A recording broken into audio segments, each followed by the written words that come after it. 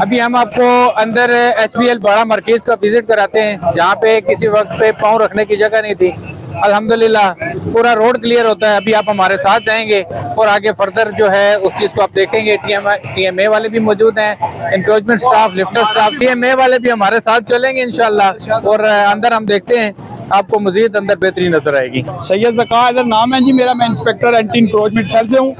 ये जो बाज़ारों की पोजीशन है, ये इस पे हमारा मुश्तरका जो जॉइंट ऑपरेशन होता है, ट्रैफिक वाले और MCR मिल के हम काम कर रहे हैं। तो रोड आप देखें कितना खुला हो गया है। इससे पहले यहाँ से गुजरा नहीं जाता था। 3-4 माह से मुकम्मल रोड क्लियर है।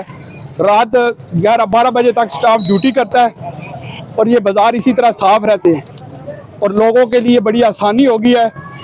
और लोग बड़ा शुक्रिया अदा करते हैं कि बहुत अच्छा हो गया कि रोड क्लियर हो गए और